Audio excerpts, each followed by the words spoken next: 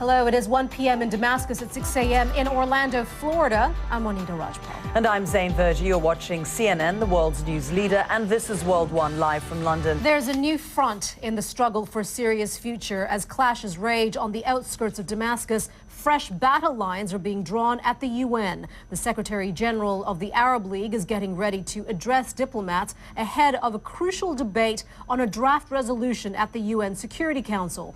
The resolution backs the Arab League's plans for a transition of power and calls on President Bashar al-Assad to step down. The Arab League may be driving the resolution at the UN, but it clearly has the full support of the Obama administration.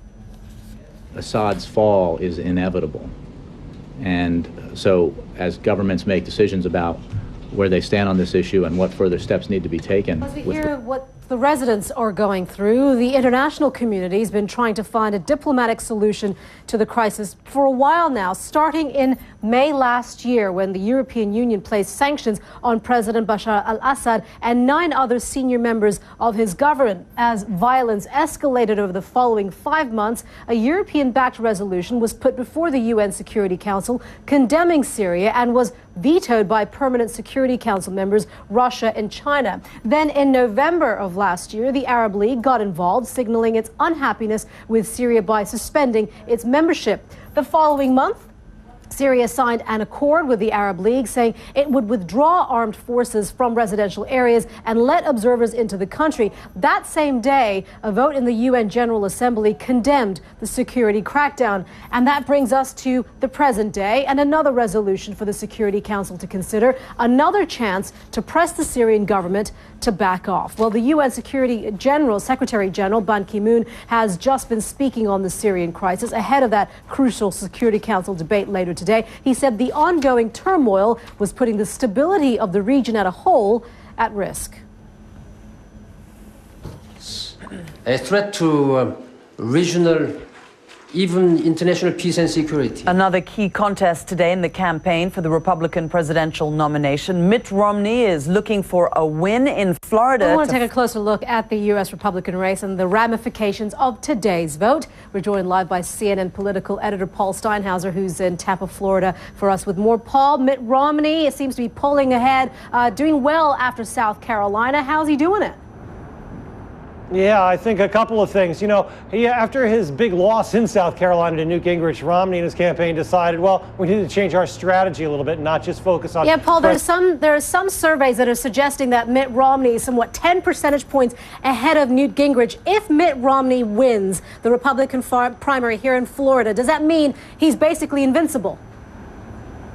No, not invincible, but it does help a lot. We're talking about 50 delegates. This is the largest haul so far. It's not politics then, is it? Paul, thank you so much for that. Paul Steinhauser there in Tampa, Florida. Zain. You're watching World One live from London. Chancellor Angela Merkel is finally seeing some success in Brussels on Monday. 25 out of 27 EU countries agreed to sign up to a German plan for more restraint in spending and borrowing and penalties for governments that step out of line. Angela Merkel may have managed to win over most of Europe with her fiscal reforms, but a German proposal to put Greece's budget under EU supervision hasn't gone down well in some quarters. The Prime Minister of Luxembourg says he finds the idea of imposing a commissioner to Greece unacceptable. The Swedish Prime Minister, Fredrik Reinfeldt, says Greece is not delivering its reforms and that he understands why Germany has proposed an EU veto on the Greek government's taxation and spending plans. And meanwhile, there are signs of change for women in Afghanistan. For example, 2 sisters in Kabul have Olympic hopes, and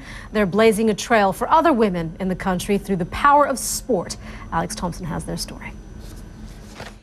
There was a time here in Kabul when the Taliban were in charge and people accused and found guilty of various crimes would have been taken out. And there's the prospect of a diplomatic standoff at the UN. Russia has proposed its own resolution that blames both sides for the violence. Moscow says Syrian authorities have agreed to informal talks with leaders of the Syrian opposition in the Russian capital. Let's go to CNN's Phil Black, who joins us now live from Moscow with more on those proposed talks. Phil. Hello, Monita. Yes, Russia does not sanction the behaviour of the Syrian regime. In fact, it has repeatedly called for an end to the violence. All that said, why is Russia, Phil, bent on, I guess some would see as protecting Syria or siding with Syria at the UN Security Council? What does Russia stand to gain from this?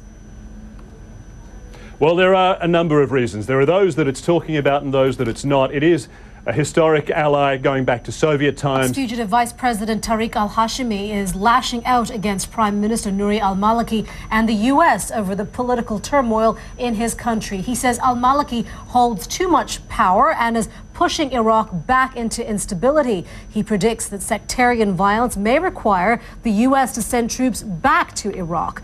Frederick Pleiken brings us his exclusive interview. Escalating violence and an ongoing political deadlock. Iraq is in turmoil, and much of it is linked to this man's situation. Time for our sports update now, and Don Riddell's here with all the details. A bit of history and a basketball play that's becoming instantly iconic, they're saying. That is right. Stand by for that. Thanks very much. Now, any European football teams that need strengthening before the end of the season have no thanks. Yeah, they'll never have to worry about me being there. Ever. I didn't think that would be your bag. No.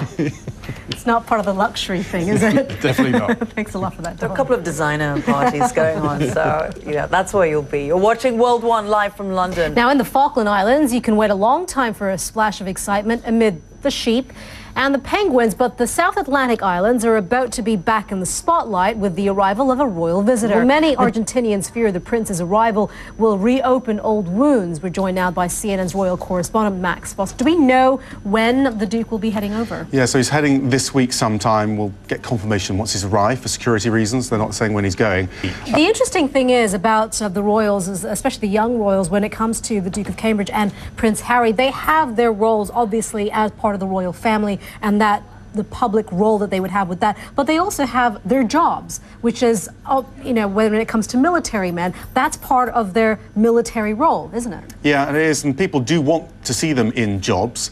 And William, I'm sure, like his brother, would like to be on the front lines. But very quickly, do you know how long Prince William or the Duke of Cambridge will be there? Yeah, 6 weeks. 6 weeks, great. Thank you very much, Max. Appreciate that. You're watching World One live from London. I'm Zain, Verjee. And I'm Monita Rajpal. We thank you for joining us. We'll update you with the news headlines at the top of the hour right here on CNN.